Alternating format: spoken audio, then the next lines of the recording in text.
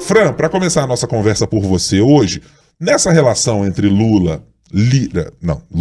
Fernando Haddad e Pacheco, vou deixar o Lira escanteado pelo menos nesse primeiro momento, como é que você interpreta a maneira com que cada um desses atores tem se posicionado?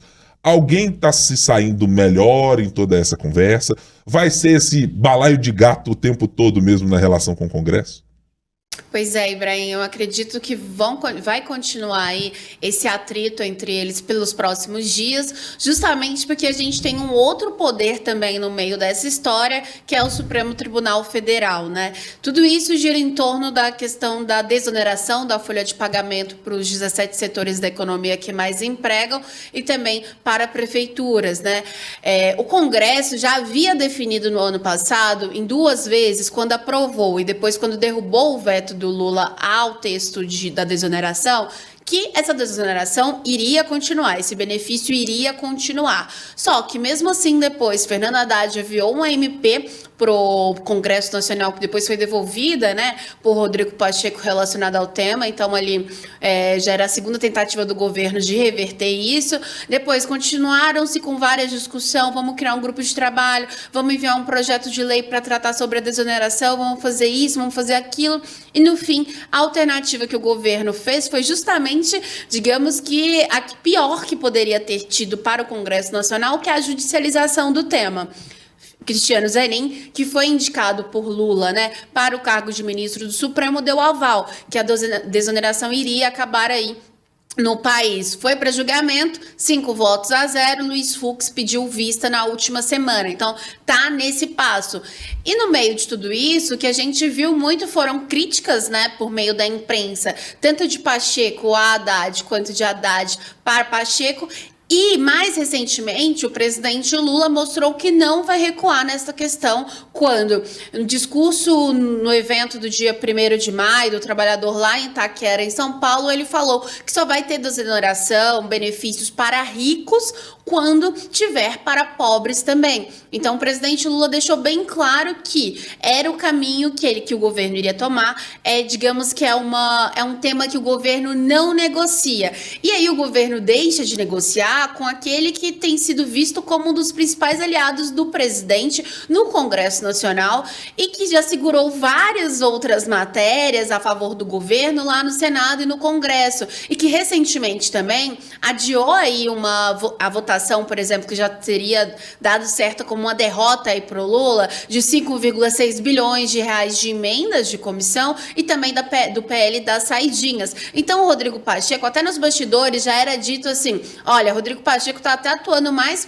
pelo governo do que o próprio líder de governo no Senado, Jacques Wagner, que por vezes simplesmente não orientou a bancada e soltou a bancada, digamos assim, né, deixou a bancada livre para votar como quisesse em vários temas. Só que, ao judicializar a questão também, é interessante a gente lembrar que Rodrigo Pacheco é um nome que tem levantado no Senado essa pauta, digamos que contrária ao STF, né? Seja a limitação do tempo de mandatos aí dos ministros. Recentemente foi aprovado também a questão das decisões monocráticas. Então, até quando o Zanin também deu aquela liminar, o presidente Rodrigo Pacheco lembrou disso, fora outras pautas. E aí tem também a questão da PEC do quinquênio, né? Então, assim, digamos que foi um momento em que Rodrigo Pacheco e Lula chegaram num ponto em que ninguém quer abrir mão, justamente porque Rodrigo Pacheco quer dar resposta para os seus e Lula e Fernando Haddad para o governo, mas principalmente a questão da desoneração, a principal preocupação de Lula é com a popularidade mesmo do governo. Se no primeiro ano ele abria mão aí de determinados temas para acomodar o Centrão, foi assim que a gente viu ministras caindo, né, para acomodar ali nomes de PP e de outros partidos do Centrão. Nesse ano que a gente vê é o presidente preocupado com a popularidade, porque tem eleições municipais e ele quer, de certa forma, ser o principal nome aí, padrinho político, não, tanto para o PT quanto para partidos aliados. Então chegou num ponto em que realmente essa questão vai ser resolvida no próprio judiciário, né? Então, mais uma vez, na avaliação de parlamentares, é o judiciário sendo colocado em situações em que ele vai ter que, entre aspas, aí, legislar. Então, isso também, de certa forma, acaba permanecendo essa guerra entre os poderes, que de vez em quando ou outra é reduzida por liberação de emendas. A gente viu isso com o Arthur Lira recentemente, né? E vamos ver o que o governo vai fazer agora para tentar resolver. Lembrando que outra pauta econômica que o governo não está conseguindo encontrar aí o meio termo com o Rodrigo Pacheco é da questão da dívida dos estados com a União, que é um tema importante para Minas Gerais, né? 165 bilhões de reais de dívida aí, e ficou aquilo. O Haddad apresentou um projeto que desagradou o Pacheco falou que iria para frente, depois os dois tentaram se resolver, parecia que estava resolvido, e aí surgiu isso da desoneração. Então é muita gente querendo capital político e não querendo abrir mão aí dos seus ideais, lembrando que com isso também coloca ali em xeque aquele apoio do presidente Lula ao nome de Rodrigo Pacheco para o governo de Minas aí em 2026. A gente já está olhando para essa questão em várias vezes como uma fricção entre governo, nas figuras de Lula e de Haddad, com o presidente do Congresso Nacional, Rodrigo Pacheco. Mas eu lhe pergunto, é um tensionamento natural? É para ser assim? Ou lhe parece que o tom está acima do que se esperava para uma relação que a gente olha para ela e esperava-se mais cordial? Ou seja, Rodrigo Pacheco não é exatamente um opositor ao governo, por definição. Mas não é natural que aconteçam também uns certos embates entre executivo e legislativo da natureza que tivemos até agora? Os embates são naturais, até porque a gente precisa dos dois poderes independentes, mas a gente está sim acima do tom, porque a relação é muito diferente do que deveria ser. Então acaba que vai sendo proporcional uma coisa à outra.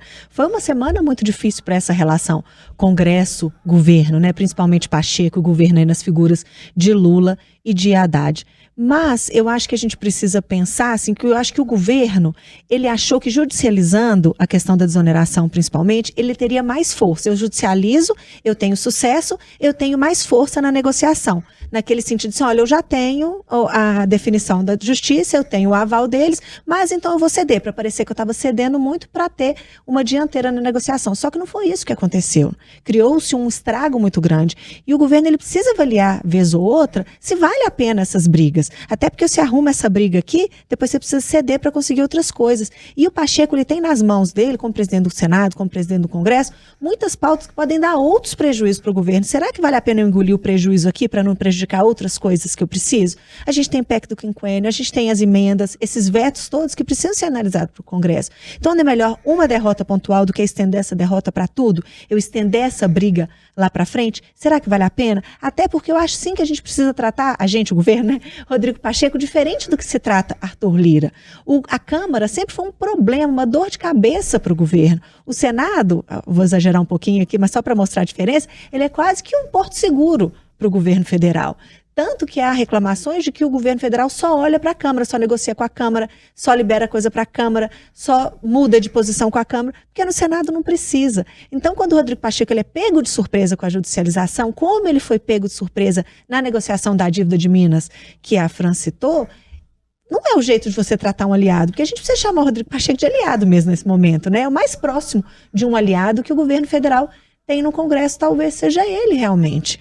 Então, cria-se um problema para quê? Agora a gente já vê o Haddad aí agradecendo a Arthur Lira e a Rodrigo Pacheco pelo resultado do PERSE. Não é uma vitória, se a gente pensar no objetivo inicial, que era acabar com o programa. Então, quando você tem aquele teto de 15 bi, que não vai ter correção para a inflação, é assim, no final das contas ficou menos pior. Mas não é uma vitória. Não é uma vitória que seja digna de um agradecimento público do Haddad lá na frente, principalmente se a gente vê o contexto.